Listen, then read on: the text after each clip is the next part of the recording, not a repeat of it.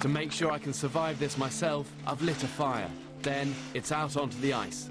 Whenever I'm out walking on a frozen lake like this, I'm always going through the scenario of what would happen if the ice gave way underneath me. And if you did go through the ice with a frozen lake, that is seriously a life-threatening hazard out here. And only recently, a 28-year-old Boston guy was swept by an avalanche into freezing water. He was swept by the avalanche through an 8-inch thick layer of ice on a lake just like this. And the only real way to show you the technique for doing this is to do it myself, for real. And if you look behind me here, we've got an area of clear ice, and I suspect this is going to be much weaker, and if I try and stand on it, there's every chance I'll go straight through that. But this is always a really horrible bit, getting into a frozen lake consciously. And I know that as soon as I get in that water, your whole world just gets turned upside down. So here goes.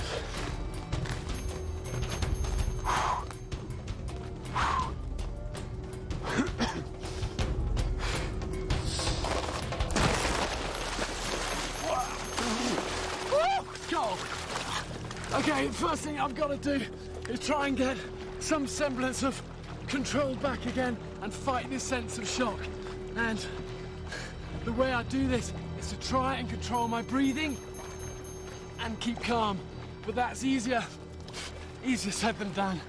But the three real main dangers in this water are, first of all, what they call the gasp reflex, which is when you initially go in, you just gasp because of the shock. You breathe in water into your lungs and you drown.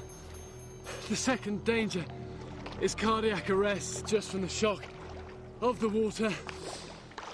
And the third main danger is the most dangerous, is what kills most people, and it's just a numbing sensation to cold. It slows your movement, saps all your strength, your coordination, and you just don't have the strength to crawl out again. And I can feel already my body temperature getting really low, and my legs are going pretty numb, and it's time to be getting out of here. The final thing I've got to remember is to go out this way, the way I went in, because sure as hell the only place I know the ice is strong enough is the way I've come from. Here goes.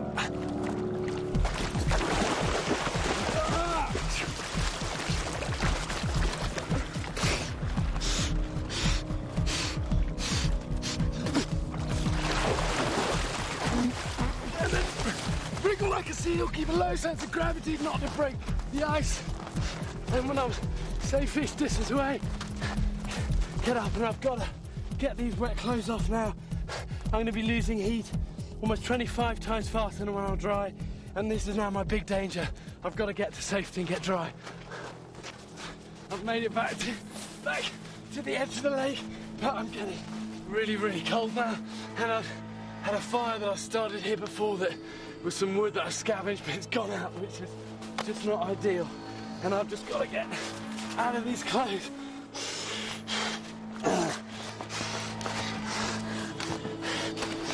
What's just so hard is that my fingers are just completely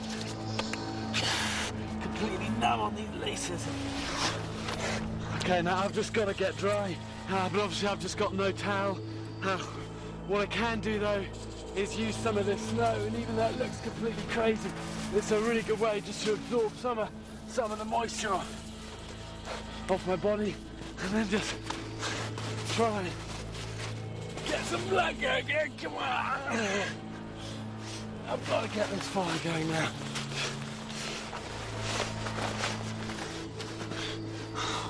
I can't believe this thing's gone out.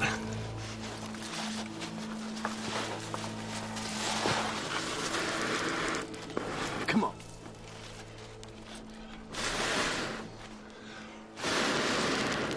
Fire. Okay, now this fire's going. I've just got to get this clothes dry and then get back on the move again. But I definitely am feeling a bit more